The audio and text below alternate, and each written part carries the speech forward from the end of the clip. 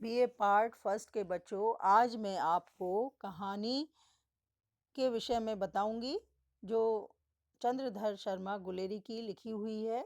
उसने कहा था, उसकी तात्विक समीक्षा, यहाँ पर भूमिका आपको थोड़ी सी उसके विषय में बता रही हूँ, तो उसको आप ध्यान से सुनिएगा, समझने का प्रयास कीजिएगा। कहानियाँ 3 लिखी हैं चंद्रधर शर्मा गुलेरी ने। उन 3 कहानियों के नाम हैं सुखमय जीवन, बुद्धू का कांटा और उसने कहा था।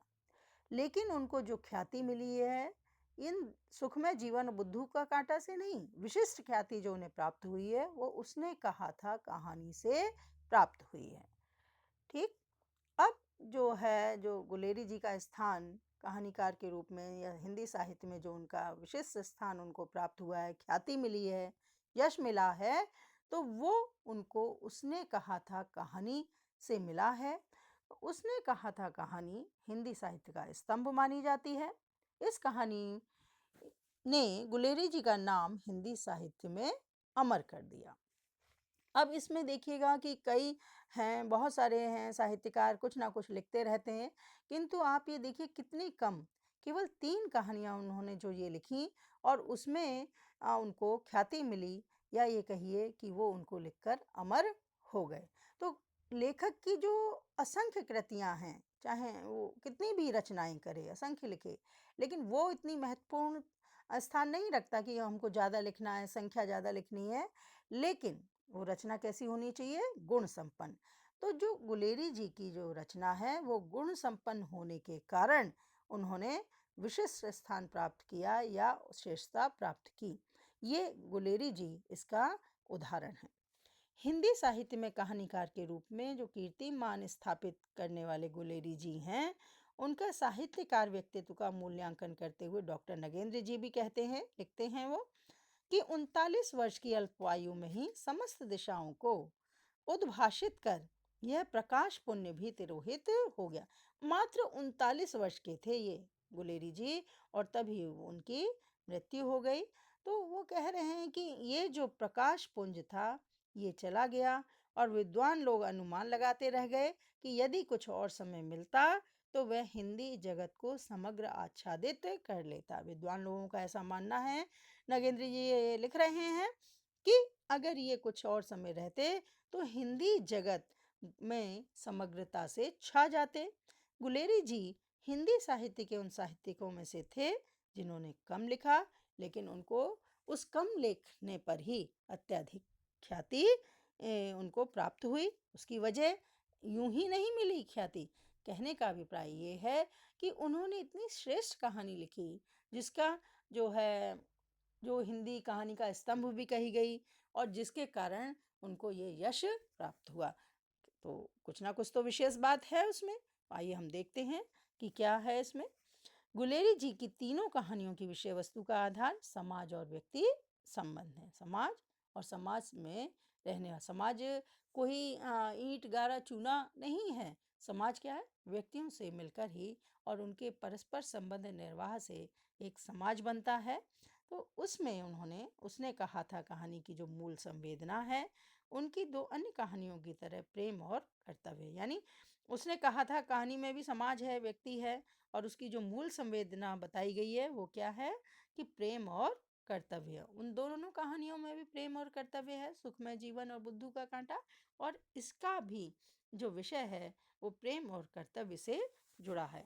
इसमें आत्मोत्सर्ग भावना ने प्रेम को पावन और कर्तव्य को कमनीयता से भर दिया। पवित्र प्रेम रचना है ये।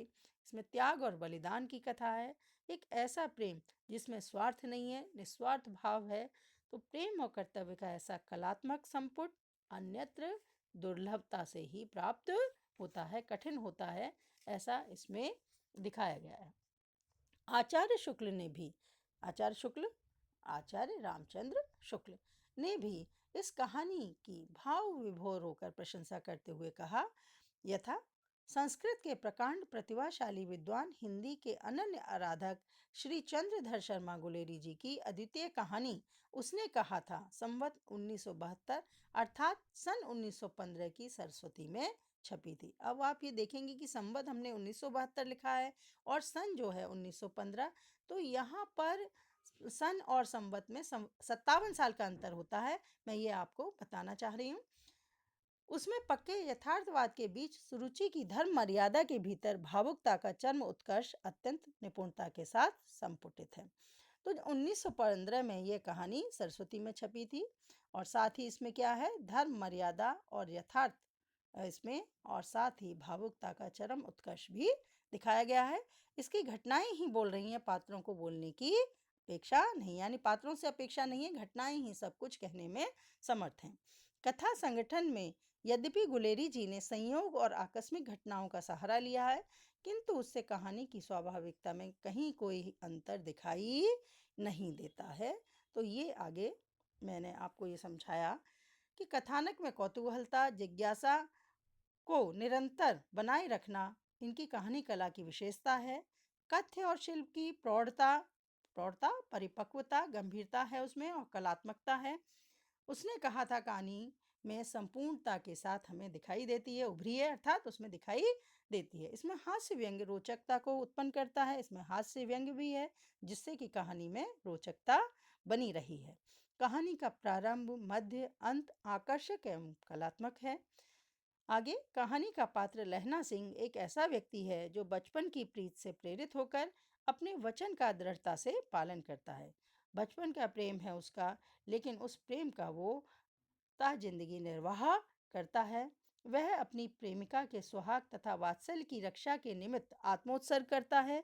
बचपन का निर्दोष प्रेम भविष्य में किए आत्मोत्सर्ग, त्याग और बलिदान का इतिहास प्रस्तुत करता है। आज ऐसा प्रेम हमको दिखाई नहीं देता, सर्वत्र स्वार्थ है और अपने स्वार्थ के लिए वो किसी भी प्रेम का जो आदर्श स्वरूप है उसको मानने के लिए तैयार नहीं होता। लेकिन उसने कहा था, कहानी का पात्र लहना सिंह इस पवित्र प्रेम के लिए अपना जीवन का बलिदान भी कर देता है, उसकी रक्षा करते हुए अपने प्रेम की, और कर्तव्य का पालन करते हुए अपने जीवन का बलिदान करता है। आज के कुंठाग्रस्त प्रेम बाजार में पावन प्रेम का ऐसा निश्चल, सूक्ष्म एवं भावात्मक रूप दुर्लभ है, अर्थात यह देखने को सहजता से प्राप्त नहीं होता। सूक्ष्म अनुभूति मूलक यह प्रेम व्यंजना इस कहानी का मूल स्वर है, जो अन्य कहानियों से इसे ऊपर उठा देता है। तो बच्चों, आज मैंने आपको जो संक्षिप्त में थोड़ा इसका कहानी का जो कथानक है वो कैसा स्वरूप है उसका, या किस बात को लेकर इसमें चले हैं और किस तरह का कथानक है, क्या इसके विषय में कुछ विद्वानों की मान्यता है, वह सब मैंने आपको बताई। इससे संबंधित जो भी जिज्ञासा हो, प्रश्न हो, आप मुझसे कर सकते हैं। तो आज के लिए इतना ही। धन्यवाद। ध्यान से पढ़िएगा, समझिएगा, और फिर जो भी प्रश्न हो वो मुझे कमेंट बॉक्स में आप डाल सकते हैं, बता सकते हैं। ठीक है बच्चों, आगे इससे संबंधित और भी मैं वीडियो प्रस्तुत करूंगी, उनको भी आप इस क्रमशः देखते रहिएगा। और इसमें जो और रह गया कथानक के विषय में जो संरचना है, कथानक, कथा वस्तु, पात्र, चरित्र चित्रण, संवाद, देश काल, वातावरण, इन सब के विषय में मैं आपको समझाऊंगी। धन्यवाद।